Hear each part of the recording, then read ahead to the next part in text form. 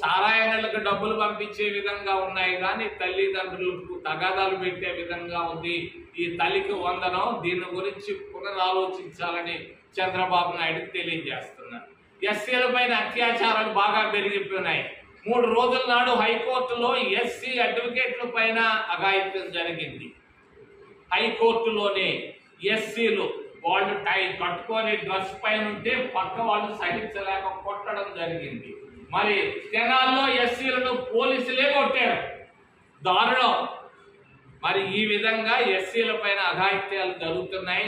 కారంచేడు సింధూరు లాగా కూటమి ప్రభుత్వంలో ఎస్సీలు ఎవ్వరు సంతోషంగా లేరు ఈరోజు.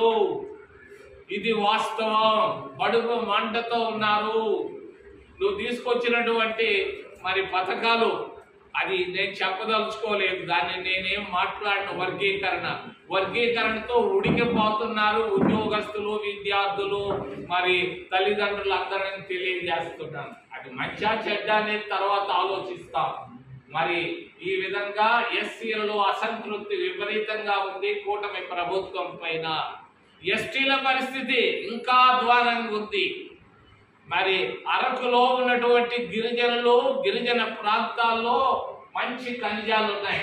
ఆ ఖనిజాలు దోచుకునే దాని కొరగా కొంతమంది దుర్మార్గులు ఎస్సీలు గిరిజనుల పురుషాంగాలు పోస్తున్నారు. ఇది దారుణం, ప్రజాస్వామ్య విరుద్ధం.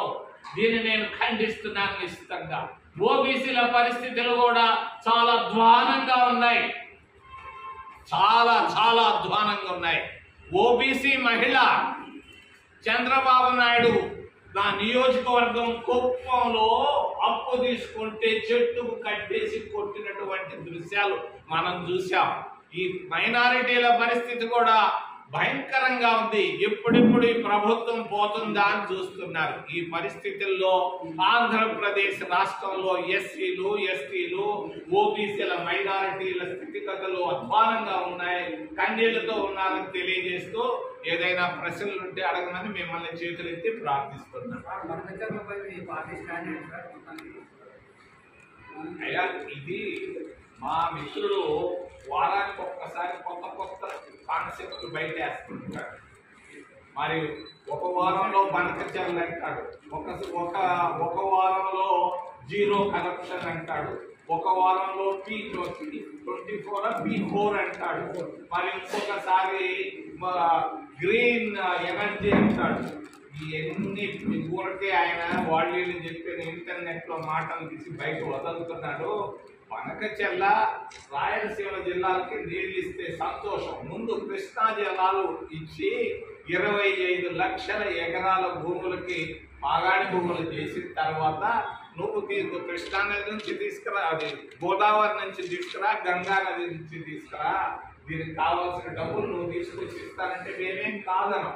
కానీ ముందు ఈ 25 లక్షల ఎకరాలు ఈ 5 ఇరిగేషన్ ప్రాజెక్టులు పూర్తి చేయమని నేను డిమాండ్ చేస్తాను.